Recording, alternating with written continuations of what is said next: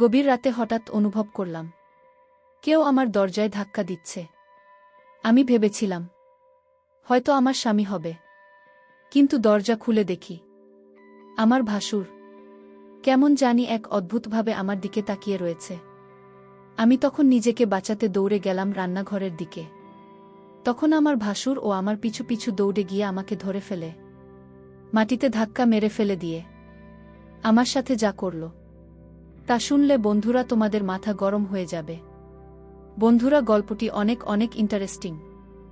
আশা করি গল্পটি শুনে তোমরা অনেক মজা পাবে। তবে গল্পটি শোনার পূর্বে বন্ধুরা, তোমাদের নিকট আমার ছোট্ট একটি অনুরোধ, তোমরা দয়া করে আমার চ্যানেলটি সাবস্ক্রাইব করে আমাকে সাপোর্ট করবে। বন্ধুরা, আমার নাম সৃজ্যোতি। বিয়ে হয়েছে আমার 3 বছর হয়েছে। বিয়ের 3 বছর পর হঠাৎ করে আমার ভাসুর আমার দিকে খারাপ নজরে তাকাতে শুরু করল। আমার স্বামীর সামনে আমার ভাসুর আমার সঙ্গে খাবার কিছু করতে চাইত, কিন্তু আমার স্বামী আমার ভাসুরকে কিছু বলেনি। আমার স্বামী এত টাকা পুরুষ ছিল যে সে নিজেই আমাকে তার দাদার হাতে সঁপে দিতে চেয়েছিল। আসলে আমার স্বামী এবং আমার জানা নেই যখন তারা দুইজনে স্বেচ্ছায় একে অপরের সঙ্গে নোংরা সম্পর্কে জড়িয়ে গিয়েছিল, তখন আমরা কেউই কথা জানতাম না। একদিন আমার ভাসুর যখন ঘরে ছিল না, তখন আমার স্বামীও যেটা নিয়ে একে অপরের সঙ্গে খারাপ সম্পর্ক ছিল, এবং আমার ভাসুর নিজের চোখে নাকি তাদের দুজনকে একসঙ্গে দেখেছিল। তখন আমার ভাসুর আমার স্বামীকে অনেক মেরেছিল। আসলে আমার ভাসুর ও আমরা আলাদা বাড়িতে থাকতাম। আমরা গ্রামে থাকতাম, এবং আমি যে গ্রামে থাকতাম তার পাশের গ্রামে জীবন নামের একটি ছেলের সঙ্গে আমার বিয়ে হয়েছিল। জীবন বাড়ির ছোট ছেলে এবং আমার ভাসুরের নাম হচ্ছে সীমান্ত। বিয়ের 2 বছর পরে আমি কন্যাসন্তান জন্ম দিয়েছিলাম, কিন্তু আমার ভাসুর ও যেটা নিয়ে আমাদের অনেক আগে বিয়ে হয়েছিল, তারপরেও তাদের কোনো বাচ্চা হয়নি। কিন্তু আমার শাশুড়ি এই ব্যাপারে কোনো দিন আমার ভাসুর এবং আমার যেটা নিয়ে কিছু বলেনি, কারণ আমার শাশুড়ি খুবই ভালো মনের মানুষ ছিলেন। উনি আমাকে এবং আমার যেটা নিয়ে অনেক ভালোবাসতেন, কিন্তু আমার শাশুড়ি আমাদের সঙ্গেই পুরাতন বাড়িতেই থাকতেন। আমার ভাসুর যেটা নিজে বাড়িতে থাকত, সেই বাড়িটা আমাদের এই পুরাতন বাড়ি থেকে কিছুটা এগিয়ে গিয়েছিল। সেদিন দুপুরবেলা আমার ভাসুর হঠাৎ করে আমার যেটা নিয়ে নিজের বাড়ি থেকে বের করে টানতে টানতে আমাদের এই পুরাতন বাড়িতে নিয়ে আসে। তার আগে জানি না কেন আমার স্বামী বাইরে থেকে অনেক দ্রুত দৌড়ে এসে বাড়ির ভেতরে ঢুকে রুমে এসে দরজা লাগিয়ে হাঁপাতে লাগল, আর আমাকে বলল আমাদের বাড়িতে কেউ এলে দরজা খুলবে না। আমি বললাম ঠিক আছে। ঠিক ওই সময় আমাদের দরজায় কেউ এত জোরে ধাক্কা দিতে লাগল যে আমার স্বামীর বারণ করা সত্ত্বেও আমাকে বাধ্য হয়ে বাড়ির দরজা খুলতে হয়েছিল। আমি যখন বাড়ির দরজা খুললাম, তখন আমার ভাসুর ধাক্কা মেরে আমার যা থেকে ঘরের ভিতরে ফেলে দিল। আমি তখন রেগে আমার ভাসুরকে বললাম, দাদা, আপনি এটা কেমন ব্যবহার করছেন? দিদিকে এভাবে ধাক্কা দিচ্ছেন কেন? ওই সময় আমার ভাসুরের চোখে অনেক বেশি রাগ ছিল। তারপরে উনি অনেক রেগে চিৎকার করে আমার স্বামীকে ডাক দিলেন। আমার স্বামী যখন তার ঘর থেকে বের হয়নি, তখন আমি ভাসুরকে জিজ্ঞেস করলাম, কি হয়েছে? আমাকে কেউ কিছু বলবে? আমার ভাসুর তখন রেগে আমাদের রুমের দরজা ভেঙে দিয়ে আমার স্বামীর কলার ধরে ঘর থেকে বের করে তাকে জোরে ধাক্কা দিয়ে বলল, তোমার স্বামী আর আমার বউ, এরা দুইজন মিলে আমাকে ঠকিয়েছে। একে তো আমার ভাই বলতে ঘেন্না হচ্ছে, একে তো আমি আজ প্রাণে মেরে ফেলব। আজ আমি একা ছাড়ব না। সাহস কি করে হলো আমার বউয়ের সঙ্গে বাজে সম্পর্ক করার? সব কিছু শোনার পরে আমি তো মাথায় হাত দিয়ে বসে পড়েছিলাম, কারণ স্বপ্নেও ভাবতে পারিনি আমার স্বামী এরকম কিছু একটা নোংরা কাজ করবে, তাও আবার তার নিজের বৌদির সঙ্গে। তারপর আমার স্বামী নিজের ভুল বুঝতে পেরে আমার ভাসুরকে বলল, দাদা, আমি ভুল করেছি, আমাকে ক্ষমা করে দাও। আমার ভাসুর তখন বলল, তুই এটা ভুল নয়, অনেক বড় অপরাধ করেছিস, আর এটার শাস্তি তো পেতেই হবে। তাই আমি এক্ষুনি পঞ্চায়েতে যাব, আর তোর ব্যাপারে সব কিছু সত্যি কথা বলে দেব। পঞ্চায়েতের নাম শুনে তো আমার স্বামী অনেক ভয় পেয়ে বলল, দাদা, তোমার পায়ে ধরছি, তুমি আমাকে যা শাস্তি দেবে আমি মাথা পেতে গ্রহণ করে নেব, কিন্তু তুমি দয়া করে পঞ্চায়েতে যেও না। ওই সময় আমার জানি আমার ভাসুরের পা ধরে বল, আমি ভুল করেছি, আমাকে ক্ষমা করে দাও। এই কথাটাকে আর বাড়াবাড়ি করো না, তাহলে আমাদের বাড়ির মান সম্মান কিছুই থাকবে না। আমার ভাসুর তখন যেখানে চুলের মুঠি ধরে বলল, মান সম্মান আর কিছু বাকি রয়েছে কি? সবকিছু তো শেষ করে দিলি। তুই যা করছিস, তোকে আমি আর কোনোদিন স্ত্রী রূপে গ্রহণ করব না। তুমি যার সঙ্গে মুখ কালো করেছিস, ওর সঙ্গে থাক। ওই সময় আমার শাশুড়ির ঘরে ঢুকে আমার ভাসুর এবং আমার স্বামীকে জিজ্ঞেস করল, কি হয়েছে, তোরা এভাবে চিৎকার চেঁচামেচি ঝামেলা করছিস কেন? ওদিকে আমার শাশুড়ি আমার মাথায় হাত দিয়ে কাঁদতে দেখে আমার কাছে এসে জিজ্ঞেস করল, বোমা, তুমি এভাবে মাথায় হাত দিয়ে কাঁদছে কেন? কেউ তোমাকে কিছু বলেছে? এই বাড়িতে কি চলছে? আমার ভাসুর তখন রেগেমেগে তার মাকে বলল, তোমার ছোট ছেলে আর তোমার বড় বৌমা দুইজন মিলে আমাদের ঠকিয়েছে। আমি নিজের চোখে দুজনকে একসঙ্গে সবকিছু করতে দেখেছি। আমার শাশুড়ি তখন যে টানের কাছে সে বলল, ছি ছি ছি, তুমি এরকম করবে আমি তো কোনোদিন ভাবতেও পারিনি। আজ তোমার জন্য আমার বাড়িতে এত বড় অশান্তি ও ঝামেলা সৃষ্টি হয়েছে। তারপর আমার স্বামী ভাসুরের পা ধরে বলল, দাদা, তুমি যা বলবে আমি তাই করব, কিন্তু দয়া করে পঞ্চায়েত যেও না। আমার ভাসুর তখন বলল, তুই যেমন আমার মান সম্মান নষ্ট করছিস, কি কোনোরকম আমিও তোর মান সম্মান নষ্ট করে দেব? যতক্ষণ না আমি নিজের বদলা নেব, ততক্ষণ আমি তোকে ছাড়ব না। আর আমার বদলা তখনই পুরো হবে যখন আমি তোর বউয়ের সঙ্গে বাজে সম্পর্ক করতে পারব। তবেই তুমি বুঝতে পারবে কতটা কষ্ট হয়। ভাসুরের মুখ থেকে এই রকম নোংরা কথা শুনে আমি রেগে গিয়ে বললাম, আপনার কি মাথা খারাপ হয়ে গেছে নাকি? এটা কোনো সমস্যার সমাধান নয়। আপনি আরও বেশি সমস্যা তৈরি করছেন। আর আপনি আমার ভাসুর হয়ে এত অশ্লীল কথা কিভাবে বলতে পারলেন? আমার স্বামী তখন আমার কাছে এসে বলল, দাদা যেটা বলছে তোমাকে সেটা করতে হবে, নইলে দাদা যদি পঞ্চায়েতের কাছে চলে যায় তাহলে আমাদের কি দুর্গতি হবে সেটা তুমি খুব ভালোভাবে জান। ওই সময় আমার শাশুড়ি বললেন, চিতর আমার ছেলে, তোদের মতো ছেলে হওয়ার থেকে আমি বন্ধ হওয়াই ভালো ছিল। ভালোই হয়েছে যে তোদের বাবা এই পৃথিবীতে নেই, না হলে তোদের এই কুকর্ম দেখে জান ক্লাস হয়ে যেত। আমি তখন বললাম, যা কিছু হোক না কেন আমি নিজের মান সম্মান নষ্ট করব না, তাতে আমার ভাসুর যা কিছু করুক না কেন, প্রয়োজনে আমি করে ফেলব। কি তাদের ফাঁদে পড়ে আমি মরে গেলেও কোনো অশ্লীল কর্ম করব না। আমার ভাসুর তখন আমার স্বামীর কাছে এসে বলল, তুই নিজের বুকে ভালোভাবে বুঝিয়ে দে, আর তা না হলে আমি কিন্তু এক্ষুনি পঞ্চায়েতের কাছে যাব। আমার স্বামী তখন বলল, তোমাকে আমার দাদার কথা মানতেই হবে। আমি তখন রেগে আমার স্বামীর গালে একটা থাপ্পড় মেরে বললাম, পাপ করেছ তুমি, আর শাস্তি পাব আমি। একটা কোন ধরনের বিধান? আমি মরে গেলেও এ কাজ করব না। তোমার চরিত্রে দাগ আছে, কিন্তু আমি কোনোদিন আমার চরিত্রে দাগ লাগতে দেব না। আর এই জন্য আমাকে যা করতে হয় আমি তাই করব। আর তোমার মতো পুরুষের সঙ্গে আমার সংসার করা আর না করার সমান। তুমি কেমন স্বামী, নিজের স্ত্রীর মান সম্মান অন্য কারো হাতে তুলে দিতে চাইছ? সে ভগবান যেন তোমার মতো স্বামী আর অন্য কোনো মেয়ের কপালে না দেয়। আমি তখন আমার যেটা নিজের কাছে রেগে গিয়ে বললাম, শুধুমাত্র তোমার জন্য আজ আমাদের বাড়িতে এত অশান্তির সৃষ্টি হয়েছে, আর তোমাদের ভুলের জন্য আজ আমার মান সম্মান নিয়ে লোকে খেলতে চাইছে। তোমার এমন কি বাধ্যতা ছিল যার জন্য তুমি এত বড় একটা নোংরা কাজ করলে? আর পুরো দুনিয়াতে তুমি আমার স্বামীকে পেয়েছিলে নিজের চাহিদা পূরণ করার জন্য। জি, তোমাকে আমি যতটা ভালো ভেবেছিলাম তুমি তার চাইতে অনেক বেশি খারাপ। আমার যেটা নিয়ে একটা কোনায় দাঁড়িয়ে চোখের পানি ফেলেছিল। তারপর আমি যখন কোনো মতে আমার ভাসুর এবং আমার স্বামীর কথা মানতে কোনোভাবেই রাজি হয়নি, এবং আমার শাশুড়িও যখন আমার সপক্ষে ছিলেন এবং উনি যখন এই কাজটা করতে বাধা দিলেন নিজের ছেলেদের, তখন আমার স্বামী ও ভাসুর জো স্বামী স্ত্রী করে আমার শাশুড়িও আমার মেয়েকে একটা ঘরের মধ্যে বন্ধ করে দেয়।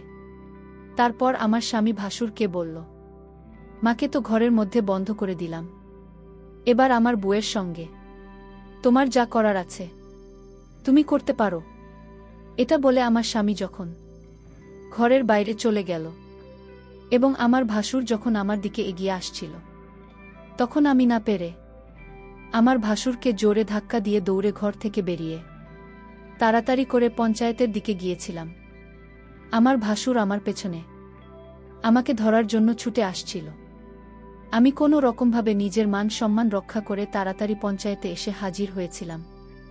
ভেবেছিলাম পঞ্চায়েত আমার সঙ্গে ন্যায্য বিচার করবে, কিন্তু পঞ্চায়েতে আমাদের ব্যাপারে সব কথা শোনার পরে যা সিদ্ধান্ত নিয়েছিল সেটা শুনে তো আমার পায়ের তলা থেকে যেন মাটি সরে যাবার অবস্থা হলো। সব কিছু শোনার পরে পঞ্চায়েত আমার ভাসুরকে জিজ্ঞেস করো যে সে কি চায়। আমার ভাসুর তখন জোর গলায় করে বলল, আমার ভাই যেমন আমার বউয়ের সঙ্গে বাজে কাজ করেছে, আমি ঠিক তার বউয়ের সঙ্গে এরকম কাজ করতে চাই, তবে আমার সঙ্গে ন্যায্য বিচার হবে। পঞ্চায়েতের যিনি প্রধান ছিলেন তিনি উনার সহকর্মীদের সঙ্গে কিছু আলোচনা করার পরে ঘোষণা করলেন যে আমার ভাসুর যেটা বলছেন সেটাই হবে। ওটা শোনার পরে তো আমি পঞ্চায়েতকে বলেছিলাম, আপনারা এটা ঠিক করছেন না, আপনারা আমার সঙ্গে অন্যায় করছেন। আমার স্বামী এবং আমার যেটা আমি ভুল কাজ করেছে, কিন্তু এটার শাস্তি আমি কেন পাব? আমার সঙ্গে এত বড় পাপ কাজ আপনারা করতে পারেন না, তাই আমি পুলিশের কাছে যাব। কিন্তু আমার সঙ্গে এত বড় অন্যায় আমি কোনো মতেই হতে দেব না। ওদিকে আমার যেটা নিয়ে শাস্তিস্বরূপ পঞ্চায়েতের প্রধান এবং তার সহকর্মীরা পঞ্চায়েতের ঘরে তাকে বন্দী করে রেখেছিল। আমি যখন পঞ্চায়েতের আদেশ মানতে রাজি হয়নি, তখন পঞ্চায়েতের প্রধান বলে দিয়েছিল যে গ্রামের কোনো মানুষ যাতে আমাদেরকে সাহায্য না করে, গ্রামের কোনো দোকানদার যাতে আমাদের কাছে কোনো জিনিস বিক্রি না করে, এমনকি গ্রামের যে টিউবওয়েল থেকে আমরা জল তুলে আনতাম সেটাও আমাদেরকে বারণ করে দিয়েছিল। আসলে আমাদের গ্রামের মানুষেরা পঞ্চায়েতের প্রত্যেকটা আদেশ খুব ভালোভাবে মেনে চলত, তাছাড়া আমাদের কাছে আর কোনো উপায় ছিল না। পুলিশের কাছে কেউ ভয়ে যেত না, কারণ পঞ্চায়েত যখন জানতে পারে যে কোনো মানুষ তার বিচার সালিশ করার জন্য পুলিশের কাছে গেছে, তখন তাদের সমস্ত সুযোগ সুবিধা পঞ্চায়েত বন্ধ করে দিত। তাই গ্রামের মানুষ ভয়ে পুলিশের কাছে যেত না। গ্রামে কোনো বাড়িতে কোনো কিছুর অসুবিধা হলে সেটা পঞ্চায়েত মীমাংসা করত। এমনকি কেউ যদি পুলিশের কাছে যেতে চাইত তাহলে পঞ্চায়েত তাকে কঠিন শাস্তি দিত। পঞ্চায়েতে যা কিছু মীমাংসা হয়েছিল সব কিছু শোনার পরেও আমার স্বামী কাপুরুষের মতো চুপচাপ দাঁড়িয়েছিল। আমার তো এটা ভেবে আশ্চর্য লাগছিল, একটা মানুষের সঙ্গে এত বছর সংসার করার পরেও সে কিভাবে নিজের বুকে ধোঁকা দিতে পারে। শুধু তাই নয়, নিজের কুকর্ম করার পরে তার সমস্ত কুকর্মের ফল আমার ঘাড়ে চাপিয়ে দিতে পারে। সে যদি ভুল করার পরে নিজের ভুল স্বীকার করে শাস্তি ভোগ করে নিত, তাও আমি তাকে ক্ষমা করে দিতাম।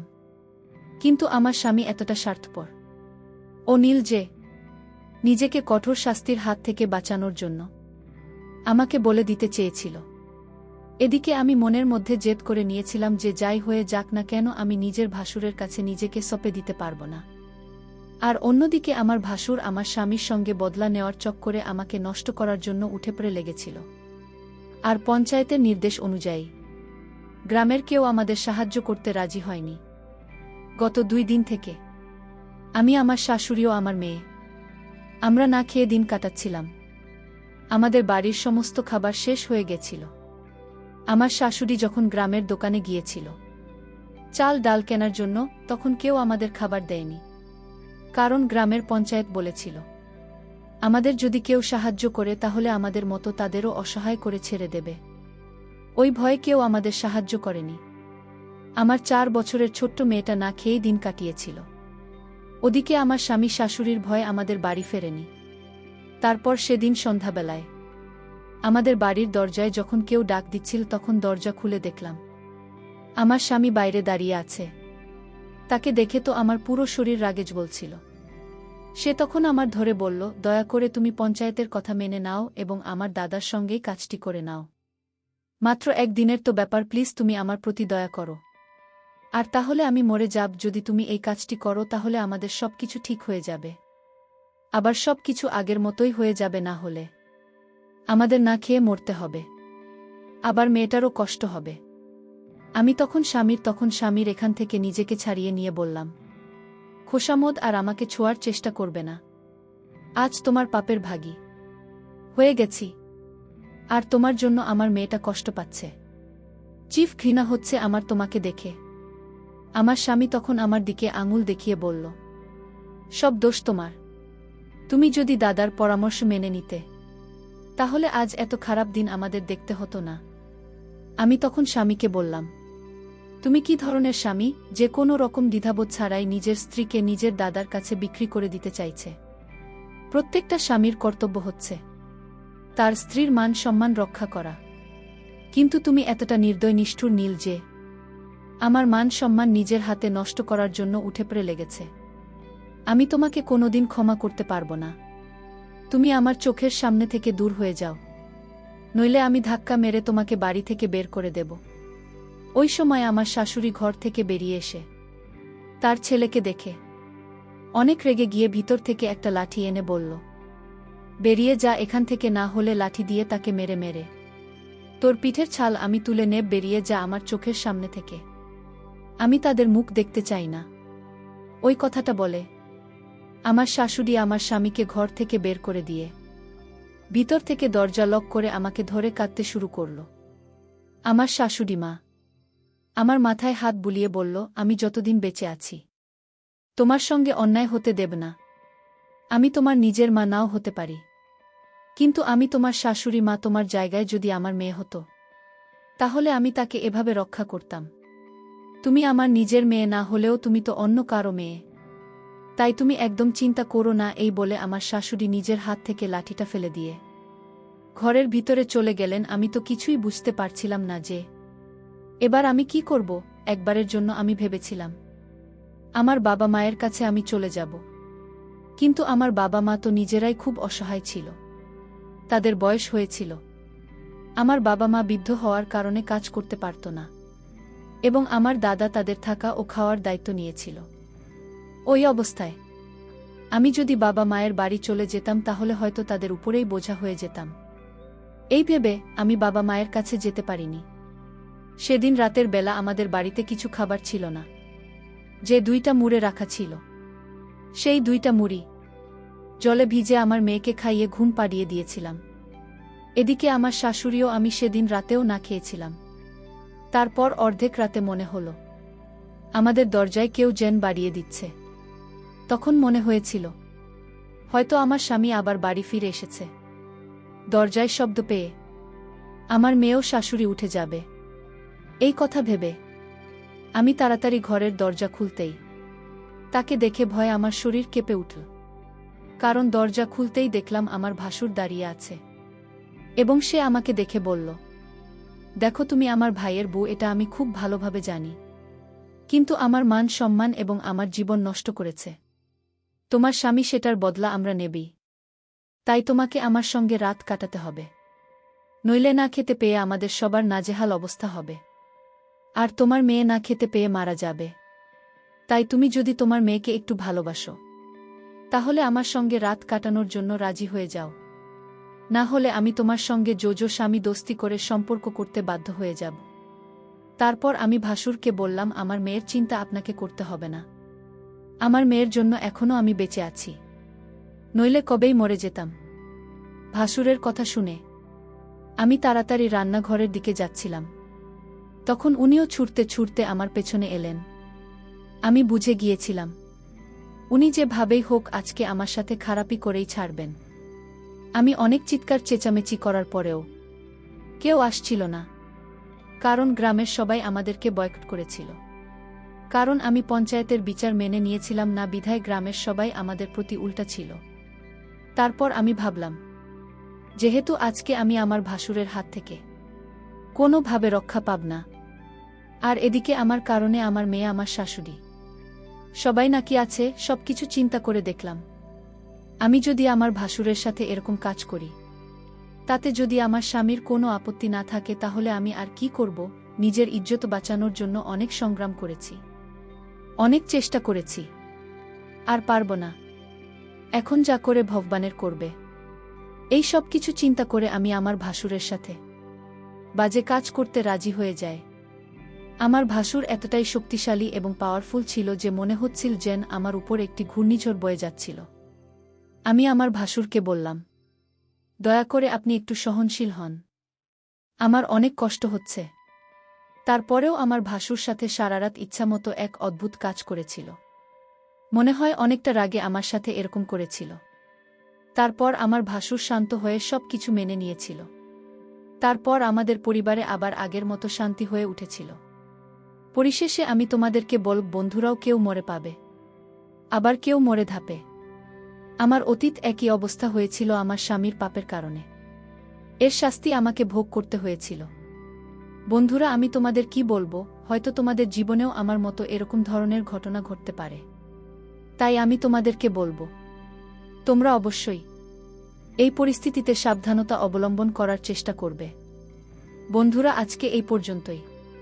আবারও আসব তোমাদের মধ্যে নতুন কোনো ভিডিও নিয়ে। ভিডিওটি যদি তোমাদের ভালো লাগে তাহলে একটি লাইক দাও। প্রতিদিন আমি তোমাদেরকে একটা করে নতুন গল্প উপহার দিব। তাই তোমাদেরকে অনুরোধ করে বলছি, তোমরা যদি এরকম ধরনের ইন্টারেস্টিং গল্প পেতে চাও তাহলে দয়া করে আমার চ্যানেলটি সাবস্ক্রাইব করো। পরিশেষে তোমাদের সকলের সুস্বাস্থ্য কামনা করি। ভিডিওটি দেখার জন্য তোমাদের সকলকে অসংখ্য